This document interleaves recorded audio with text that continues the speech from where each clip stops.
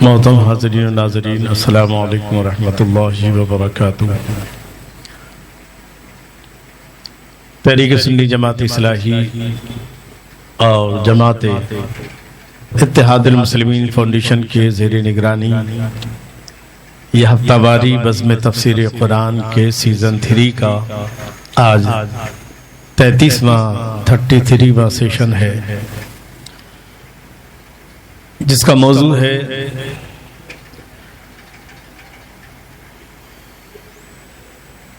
مسلمانوں کی تباہی کے اسباب اور قرآن۔ مسلمانوں کی جو 77 سال گزرے ہیں آزادی کے بعد سے لے کے اب تک، جس میں ہر دن مسلمان نیچے کی طرف آئے ہیں، تو ان حالات کا آپریشن کیا گیا ہے اور وجہ قرآن و سنت کو سامنے رکھ کر کے بتائی گئی ہے، تاکہ ہم نے جو غلطیاں کی ہیں وہ بار بار نہ دہرائیں، بلکہ اپنی غلطیوں کی اصلاح کر کے اب اس راستے پر چلیں کہ جہاں سے ہمیں ان حالات سے چھٹکارا ملے، اور وہ ایک ہی راستہ ہے، وہ ہے قرآن و حدیث کا راستہ۔ بہرحال تو اسی موضوع سے متعلق گفتگو ہوگی۔ اللہ تعالیٰ اس تعلق سے مجھے حق کہہ کر اس پر عمل کرنے اور آپ سب کو بھی حق سن کر اس پر عمل کرنے کی توفیق عطا فرمائے۔ الحمدللہ رب العالمین والعاقبۃ للمتقین والصلاة والسلام على سيد الأنبياء والمرسلين وعلى آله وصحابه أجمعين، أما بعد فأعوذ بالله من الشيطان الرجيم، بسم الله الرحمن الرحيم، إن الله لا يغير ما بقوم حتى يغيروا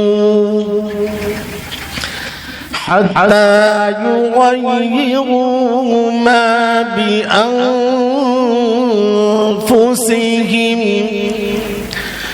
وإذا أراد الله بقوم سوءا فلا مرد له وما لهم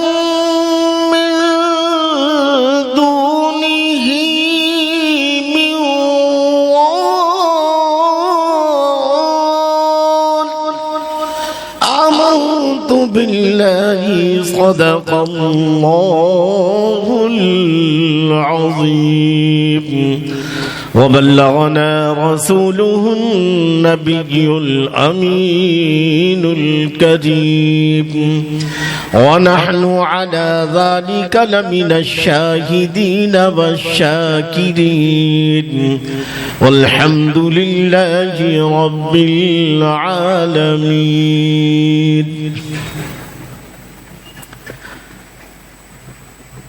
آج سے تقریباً انگریزی 711 انگریزی 711 کہ جب ہجری پہلی ہجری بیان میں ہے کہ جب خلیفہ عبد الملک ولید بن عبد الملک نے اسپین فتح کرنے کے لیے موسیٰ بن نصیر جو افریقہ کے گورنر تھے ان کے ساتھ 5000 کی فوج اور طارق ابن زیاد سپہ سالار بن کر اسپین فتح کے لیے حاضر آئے، سمندر پار کیا، اور سمندر پار کرنے کے بعد جو کشتیاں تھیں ان کو جلا دیا، ساری کشتیاں جلا دی، اور پھر اس کے بعد جب فوجیوں نے پوچھا کہ سپہ سالار آپ نے کشتیاں جلا دی، یہ کیا ہے؟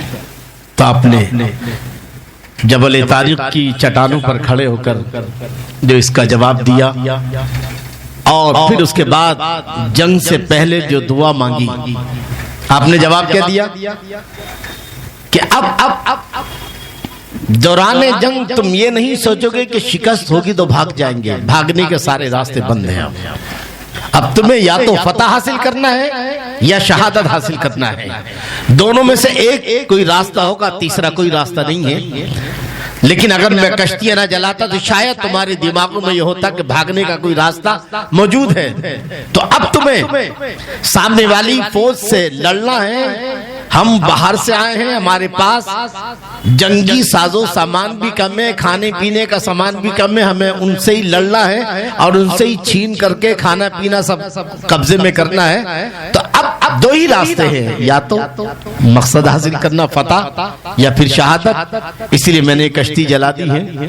اور پھر اس نے اپنی فوج کو چند نصیحتیں کی، اور اس کے بعد جو اس نے دعا مانگی ہے اپنی فوج کو حملہ کرنے سے پہلے، علامہ اقبال نے اس کو اپنے انداز میں بیان کیا۔ اس کے چند اشعار، چونکہ اسپین اور مسلمانوں بھارت میں بڑا ہی یک جیسا معاملہ ہے، اسپین میں بھی 700 سال مسلمانوں کا راج رہا جو ہے تاریخ ابن سعد کی فتح کے بعد، اور پھر اس کے بعد جب مسلمانوں کی غفلت رہی، دین سے ہٹے، آپسی اختلافات، تو پھر اللہ نے عیسائیوں کو واپس مسلط کر دیا، اور پھر اسی اسپین جہاں 700 سال مسلمانوں نے راج کیا، 1500 انگریزی میں جو ہے 1600 میں اعلان کر دیا گیا کہ اسپین مسلمانوں سے خالی ہو چکا ہے، یا تو جو ہے عیسائی بن گئے یا قتل کر دیے گئے یا ہجرت کر گئے۔ تو وہاں بھی 700 سال، یہاں 900 سال راج ہوا، وہاں بھی مسلمانوں کا راج ختم ہوا اور یہاں بھی ختم ہوا، وہاں مسلمانوں کو صفایا کر دیا گیا، اور یہ یہاں کے ہندوتا کٹروادیوں نے اسپین کا اچھے سے مطالعہ کیا اور وہی کے فارمولوں کو یہاں پر اپنایا جا رہا ہے، اور اس طرح سے بھارت کو اسپین بنانے کی پوری تیاریاں چالو ہیں۔ بہرحال تو طارق ابن زیاد نے جبل طارق پر کھڑے ہو کر کے جو دعا مانگی، اس علامہ اقبال نے اس کو اپنے انداز میں بیان کیا۔ اس کے چند اشعار لکھتے ہیں، یہ غازی یہ تیرے پراسرار بندے، یہ غازی یہ تیرے پراسرار بندے، جنہیں تو نے بخشا ہے ذوق خدائی، جنہیں تو نے بخشا ہے ذوق خدائی، دو نیم ان کی ٹھوکر سے صحرا و دریا، دو نیم ان کی ٹھوکر سے صحرا و دریا، سمٹ کر پہاڑ ان کی ہیبت سے رائی، سمٹ کر پہاڑ ان کی ہیبت سے رائی، اور دو عالم سے کرتی ہے بیگانہ دل کو، دو عالم سے کرتی ہے بیگانہ دل کو، عجب چیز ہے لذت آشنائی، عجب چیز ہے لذت آشنائی، اور شہادت مطلوب و مقصود مومن، شہادت ہے مطلوب و مقصود مومن، نہ مال غنیمت نہ کشور کشائی، اور خدا عزائم کو سینوں میں بیدار کر دے،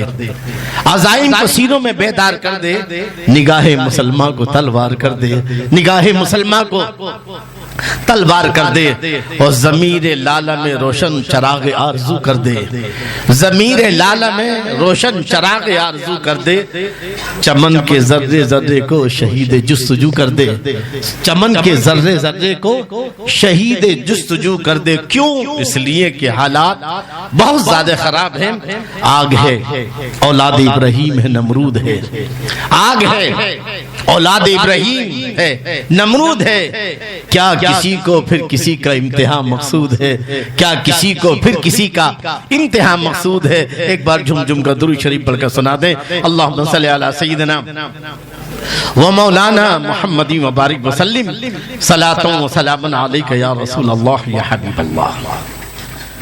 عزیزان گرامی، قابل قدر بزرگ و دوستو، اس وقت جس دشمن سے ہم برسرے پیکار ہیں، اب تاریخ اسلامی کے سارے دشمنوں میں یہ سب سے بدترین دشمن ہے۔ کیوں؟ اس لیے کہ اب تک جتنے بھی دشمن گزرے انہوں نے ہمیں مسلمان سمجھ کے مارا اور وہ ہماری جان کے مال کے دشمن تھے، مگر ایمان چھین کر کے نہیں مارا انہوں نے، مرنے والے شہید ہوئے۔ لیکن اب جو معاملہ چل رہا ہے، یہ جو دشمن ہے یہ ہمارا ایمان چھین کر ہمیں مارنا چاہتا ہے۔ کیسے؟ تو آپ اس ہفتے کی بحث، پارلیمنٹ کی بحث میں آپ دیکھو کہ جس ملک کو ہزاروں مسائل کا سامنا ہو، وہاں 10 گھنٹے تک جو ہے پارلیمنٹ میں وندے ماترم پر جو ہے گفتگو ہو رہی ہے 150 سال ہونے پر۔ جی وندے ماترم کا مطلب کیا ہوا؟ اے زمین میں تیرا، تو میری خدا ہے، میں تیرا بندہ ہوں، ہے نا؟ جبکہ ہمارے اسلام کی بنیادی قاعدے شروع ہوتی ہے لا الہ، کوئی معبود نہیں، کوئی خدا نہیں مگر اللہ۔ یعنی آپ ہر کام بسم اللہ سے شروع کرتے ہو۔ حضور نے فرمایا کیا؟ کل امن زیبالی لم یبدا بسم اللہ و بحمد اللہ فہو ابتر۔ ہر وہ جائز کام جو بسم اللہ الحمدللہ سے شروع نہ کیا جائے وہ ناتمام رہتا ہے، نامکمل رہتا ہے۔ تو مسلمان ہر جائز کام کو قاعدے شروع کرتا ہے بسم اللہ سے، الحمدللہ۔ لیکن جہاں اسلام کا فاؤنڈیشن گاڑا جا رہا ہے، اسلام کا فاؤنڈیشن جو ہے، فاؤنڈیشن تیار کیا جا رہا ہے، وہاں اللہ کا نام چوتھے نمبر پر ہے۔ اللہ کا نام شروع میں نہیں ہے، لا الہ الا، پھر اللہ، 4 لفظ ہیں۔ لا جس کے معنی نہیں، الہ کوئی معبود، الا مگر، پھر اس کے بعد کیا؟ چوتھے جگہ پر، یعنی ہر کام بسم اللہ سے شروع ہو۔ لیکن اسلام کا فاؤنڈیشن جب شروع ہو رہا ہے، اسلام کا فاؤنڈیشن ڈالا جا رہا ہے، تو اللہ کا درجہ، اللہ کا لفظ اللہ جو چوتھے مرتبہ ہے۔ آخر اس کا مطلب کیا ہے؟ اس کا مطلب یہ ہے، اس کو مثال سے یہ سمجھتے چلو کہ ایک پرانی بلڈنگ ہے، 100 سالہ پرانی بلڈنگ، 100 سالہ پرانی بلڈنگ پر اب کوئی بلڈر 23 مالہ کا ٹاور کھڑا کرنا چاہتا ہے، تو اگر وہ 100 سالہ بلڈنگ کے فاؤنڈیشن پر ہی جو ہے 23 مالہ کا ٹاور بنائے تو آپ کہو گی پاگل ہے بلڈر، ہے نا؟ اور کوئی بھی جس کو معلوم ہو جائے گا کہ اس نے 100 سالہ پرانا فاؤنڈیشن جو بلڈنگ کا تھا اسی پر اس نے دیواریں کھڑی کر دی، تو کوئی فلیٹ بھی بک نہیں کرائے گا اس پر۔ پتہ ہی چلا کہ نئی بلڈنگ بنانے کے لیے پہلے پرانی بلڈنگ کو ڈیمیج کرنا پڑتا ہے، اس کا ملبہ ہٹانا پڑتا ہے، اور پھر نئی بلڈنگ کا فاؤنڈیشن ڈالا جاتا ہے۔ ایسے ہی میرے نبی صلی اللہ تعالی علیہ وسلم نے، آپ نے جس ماحول میں اپنے نبی ہونے کا اعلان فرمایا، چاروں طرف نہ جانے کتنے جو ہے معبودان باطل، اور خود خانہ کعبہ کے اندر 360 خدا ہے، اور اس وقت جبکہ میرے نبی تنہا ہے، چاروں طرف بتوں کے پجاری ہیں، اور زیادہ دور نہیں، باہر آپ دین کی تبلیغ کر رہے ہیں اور اندر 360 بت ہیں، اور چاروں طرف جو ہے ان بتوں کے پجاری ہیں۔ جی اب ایسے ماحول میں آپ اندازہ لگائیے، وہ عرب کہ جو اتنے لڑاکا تھے، عربوں کی جنگ کا معاملہ دیکھیں گے کہ 2 عرب اپنے اونٹوں کو پانی پلانے جا رہے ہیں، اگر کسی ایک کا اونٹ آگے چلا گیا اور اس نے پانی پی لیا تو اسی بات پر دوسرا لڑ پڑتا کہ تیرا اونٹ آگے کیوں گیا، اور پھر تلواریں نکل آتی اور پھر وہ لڑائی کئی پشتوں تک، کئی نسلوں تک چلتی۔ تو دھرم کا تو معاملہ اس کے بھی آگے ہے۔ تو ایسے ماحول میں کہ جب میرے نبی تنہا ہیں اور چاروں طرف بتوں کے پجاری ہیں، اور سامنے جو ہے خانہ کعبہ جس میں 360 بت ہیں، اس موقع پر، ایسے موقع پر اللہ نے کہا لا الہ، کوئی معبود نہیں، یعنی پہلے سارے معبودان باطل کو ریجیکٹ کر دیا جائے۔ یہ اسلام کا بنیادی فارمولہ ہے۔ اللہ کہتا ہے کہ میری توحید کی بلڈنگ بعد میں بنانا، پہلے اللہ کے علاوہ کسی کے خدا ہونے کا ذرا سا بھی کوئی تصور ہو، خیال ہو، تو پہلے اس کو ریجیکٹ کر دو، لا الہ، کوئی معبود نہیں ہے۔ اندازہ لگائیے آج تو 20 کروڑ ہیں، اور اس وقت حضور تنہا تھے۔ خدا کلمہ ایسے، کلمہ اس طرح بھی ہو سکتا تھا، اللہ الہنا محمد رسول اللہ، ہمارا رب اللہ ہے۔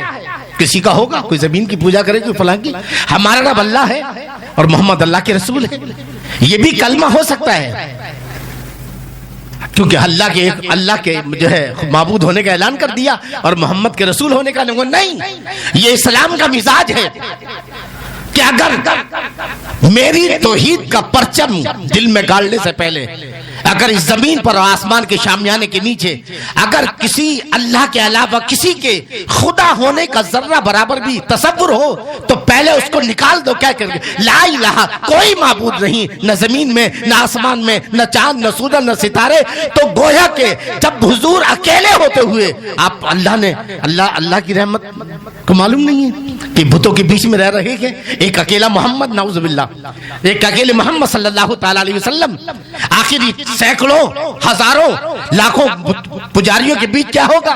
مگر نہیں، یہ اسلام کا مزاج ہے قیامت تک کہ اسلام ایمان کی شروعات ہوتی ہے پہلے سب کو ریجیکٹ کیا جائے. لا الہ کیا ہے؟ تو جب اس وقت سے آج تک تو پھر اب تو 20 کروڑ ہیں. مسلمانوں کو اپنا موقف واضح کرنا پڑے گا کہ ہمارے ہاں وندے ماترم کی کوئی گنجائش یہ در حقیقت مسلمانوں کو گھیرنے کے لیے ہے. کیا ہے؟ اور پھر وندے ماترم وہ کہلوا رہے ہیں. آج وہ زمین کو ہم سے خدا کہلوانا چاہتے ہیں کہ جب اس زمین پر انگریز یہاں کے رہنے والوں کا خون بہا رہا تھا تو تب تو انہوں نے جو ہے RSS نے انگریزوں سے کیا کر لیا تھا؟ یہ ویر ساورکر اور فلاں سب جو تھے یہ انہوں نے انگریزوں سے ساٹھ گاٹھ کی. تو جب یہاں بھارتی لوگوں کا خون بہ رہا تھا تب انہیں زمین یاد نہیں آئی. توجہ آپ کی، تب یہ انگریز سے ساٹھ گاٹھ کیے ہوئے تھے اور آج اپنی حکومت کو بچانے کے لیے اور اپنی حکومت کو جو ہے 2050 تک پہنچانے کے لیے یہ پھر وندے ماترم کا گویا کہ اس میں سب سے بڑا جو سبق ہے وہ مسلمانوں کے لیے ہے.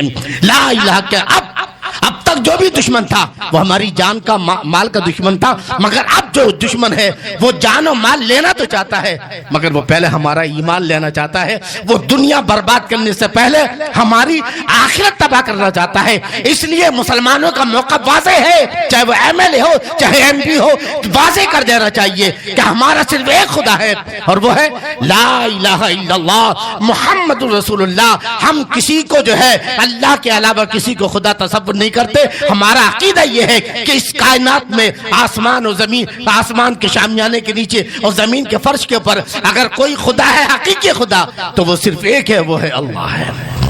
تو بہرحال جو بات میں کہنے جا رہا تھا کہ اس وقت ہم جن حالات سے گزر رہے ہیں اب یہ حالات ہے کہ ہم میں سے ہر ایک آدمی، ہم میں سے ہر کوئی کہتا ہے ارے حالات کیا ہو رہے ہیں. ہر کوئی حالات کو بدلنے کی، ہر کوئی حالات کا شکوہ تو کرتا ہے مگر حالات بدلیں گے کیسے؟ کیسے بدلیں گے حالات؟ ہر کوئی کہتا ارے برا ہو رہا ہے، چائے کی دکان پہ دیکھو، ہوٹل میں دیکھو، پان کی دکان پہ دیکھو، ارے یہ ہو رہا ہے، مسلمانوں کے خلاف ہو رہا ہے. تو یہ حالات بدلیں گے کیسے؟ تو قرآن نے تو اعلان کر دیا ہے. جی اللہ کے ارشاد فرماتا ہے سورہ رات کی آیت نمبر 11 پارہ نمبر 13 اللہ ارشاد فرماتا ہے کہ حالات بدلنے کے لیے پہلے کیا کرنا ہے؟ ان اللہ لا یغیر ما بقوم حتی یغیروا ما بانفسہم. اے مسلمانوں اگر تم حالات کو بدلنا چاہتے ہو تو اللہ فرما رہا ہے کہ اللہ اس قوم کی حالت اس وقت تک نہیں بدلتا جب تک کہ وہ قوم خود اپنی حالت نہیں بدلتی ہے. نہ ہو جس کو خیال خدا نے آج، علامہ اقبال نے اس کو یوں کہا ہے، خدا نے آج تک اس قوم کی حالت نہیں بدلی. نہ ہو جس کو خیال خود اپنی حالت کے بدلنے کا. یہ شکوے شکایت کرنا جو ہے اس سے حالات نہیں بدلتے بلکہ پہلے مسلمانوں کو اپنے حالات بدلنے ہوں گے.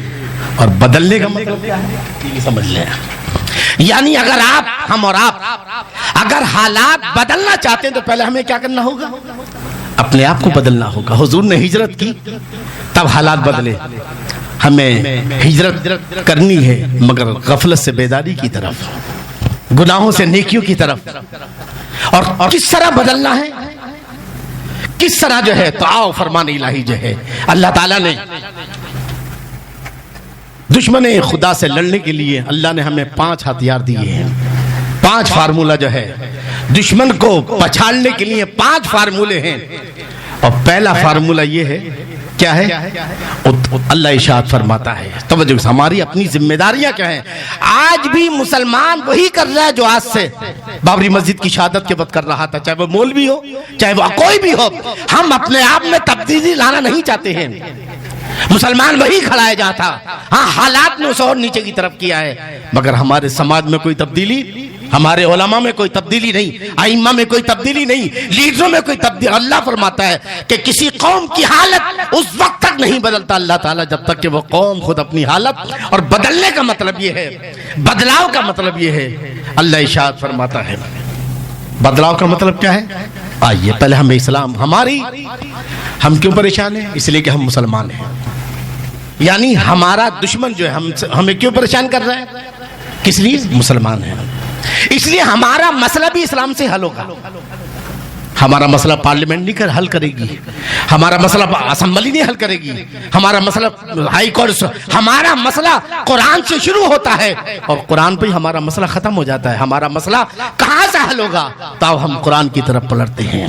اب انقلابی وقت ہمارا ہے منتظر، اب لوٹ جائے، آئیے قرآن کی طرف۔ میں یہ جو چیزیں میں آپ کو بتانے جا رہا ہوں، یہ میری جو ہے 40 سالہ زندگی کا تجربہ بھی ہے، اور اب تک میں الفاظ تھے، لیکن اب میں اس کو اپنے مشن میں تبدیل کرنے والا ہوں۔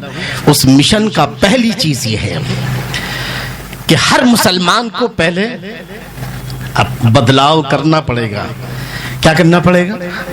ہر مسلمان کو، ہاں، یہ پان کی دکان پر بیٹھنا، جی شکوہ کرنا، جی کسی نے کہا ہے شکوہ ظلمت شب سے کہیں اچھا ہوتا، شکوہ ظلمت شب سے کہیں اچھا ہوتا۔ اپنے حصے کی کوئی شمع جلاتے جاتے، اور بڑی اچھی بات کہی ہے، سبب تلاش کرو اپنے ہار جانے کا، سبب تلاش کرو اپنے ہار جانے کا، کسی کی جیت پر رونے سے کچھ نہیں ہوگا۔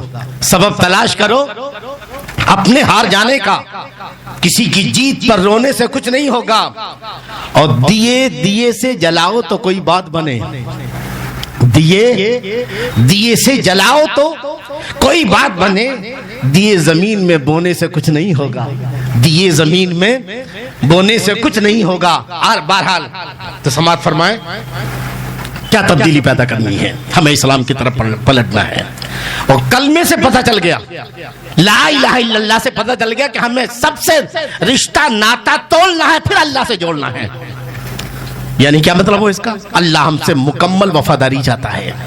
تھوڑی سی محبت، تھوڑی سی بے وفائی یہ اللہ کے ساتھ نہیں چلے گی، یہ اسلام کے ساتھ نہیں چلے گی، محمد رسول اللہ کے ساتھ نہیں چلے گی۔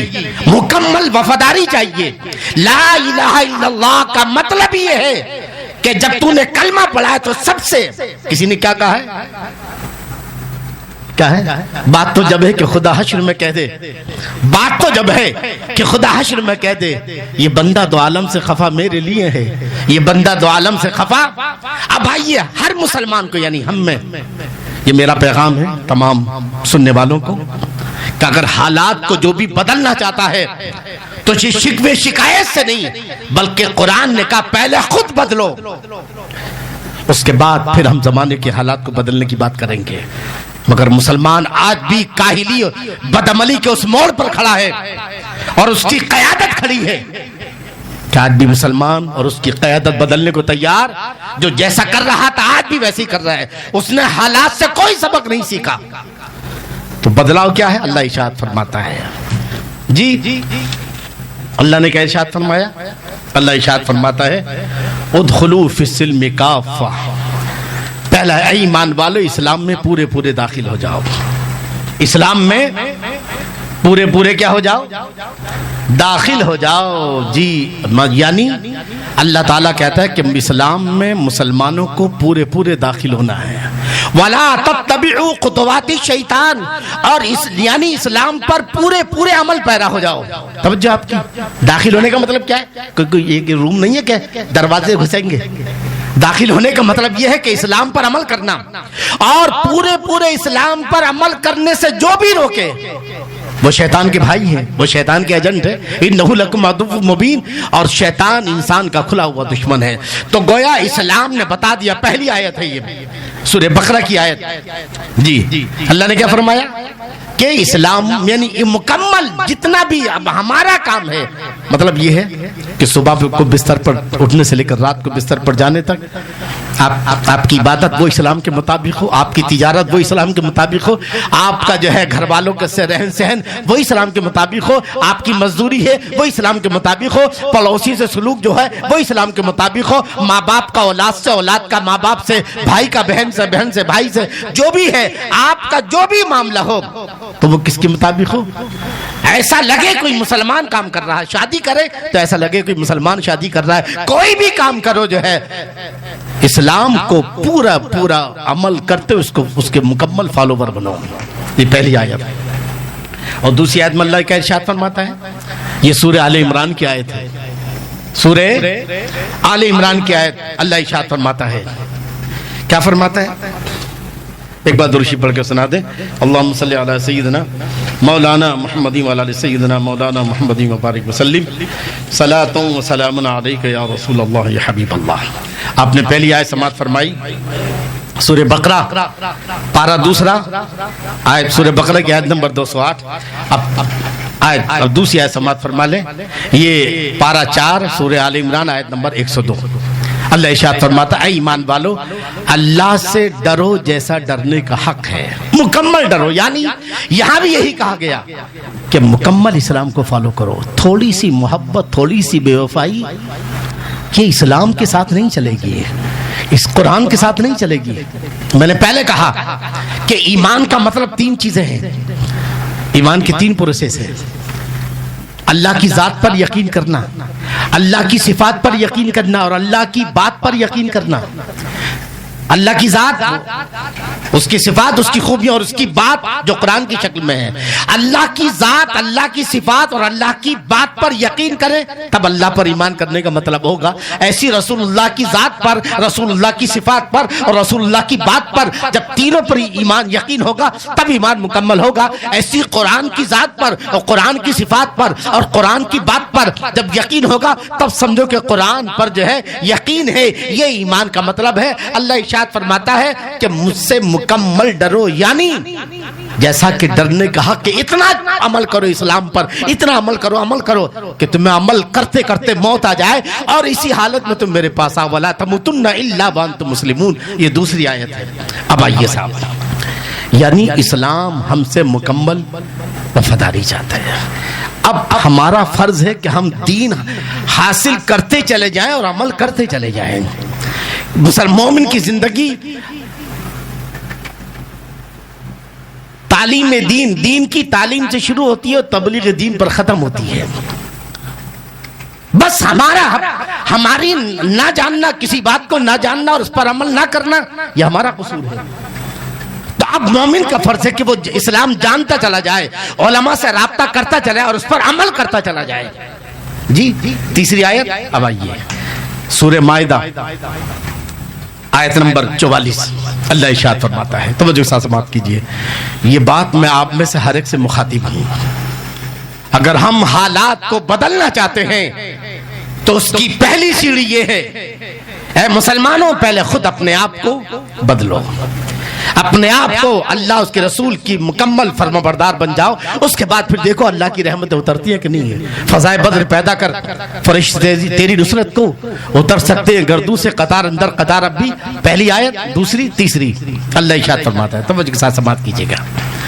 اللہ ارشاد فرماتا ہے وَمَن لَّمْ يَحْكُم بِمَا أَنزَلَ اللَّهُ فَأُولَٰئِكَ هُمُ الْكَافِرُونَ، کہ جس نے بھی اللہ کے نازل کردہ قانون کے خلاف فیصلہ کیا، جس نے اللہ کے نازل کردہ قانون کے حساب سے فیصلہ نہیں کیا، یعنی جو اللہ کے نازل کردہ قانون مطلب قرآن و سنت جو ہے، جو اس پر نہ چلا، اللہ فرماتا وہی لوگ کافر. یہ قرآن کہہ رہا ہے، میں نہیں کہہ رہا ہوں. وَمَن لَّمْ يَحْكُم بِمَا أَنزَلَ اللَّهُ، یہ سورہ مائدہ اٹھا کے دیکھیں آپ قرآن کی سورہ مائدہ آیت نمبر 44 کہ اللہ ارشاد فرماتا ہے کہ جو اللہ کے نازل کردہ قانون کے حساب سے فیصلہ نہ کرے وہ کیا ہے؟ وہی لوگ کافر ہیں۔ اور آیت نمبر آگے دیکھیں، آیت نمبر 45 میں اللہ ارشاد فرماتا ہے وَمَن لَّمْ يَحْكُم بِمَا أَنزَلَ اللَّهُ فَأُولَٰئِكَ هُمُ الظَّالِمُونَ، جو لوگ اللہ کے نازل کردہ قانون کے خلاف فیصلہ نہ کرے وہ ظالم ہیں۔ اور آگے چلیں، تیسری آیت اسی رکوع کی، یہ ایک ہی پیج کے اندر وَمَن لَّمْ يَحْكُم بِمَا أَنزَلَ اللَّهُ فَأُولَٰئِكَ هُمُ الْفَاسِقُونَ، یعنی جو اللہ کے نازل کردہ قانون کے حساب سے فیصلہ نہ کرے وہ فاسق ہیں۔ ایک جگہ کیا کہا؟ کافر ہیں۔ دوسری جگہ کیا کہا؟ ظالم ہے۔ یعنی جو اللہ کے کسی ایک قانون کو بھی مس کر رہا ہے، توجہ آپ کی، اللہ اس کے رسول کے ایک بھی قانون کو جو بھی مس کر رہے ہیں، چھوڑ رہے ہیں، سمجھو آپ کی، ایک جگہ کیا کہا؟ کافر، ایک جگہ کہا ظالم، ایک جگہ فاسق۔ توجہ آپ کی نہیں؟ توجہ آپ کی؟ ہم کہاں کھڑے ہیں؟ کیوں دعائیں قبول نہیں ہو رہی؟ کیوں بابری مسجد شہید ہونے کے بعد جی آج 33ویں برسی 27 سال کے بعد جو ہے جو فیصلہ وہ بھی ہمارے خلاف ہوا؟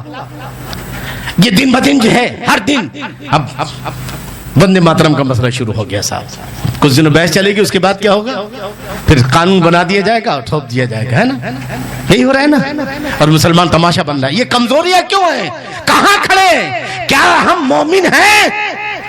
اے مولویو، اے وائزو، اے مبلغو، اے چلا چلا کر جمعے اور سوشل میڈیا پر جو ہے چلانے والے، بھوپال دلی کرنے والے، پہلے قوم کو یہ بتاؤ کہ تم کہاں کھڑے ہو۔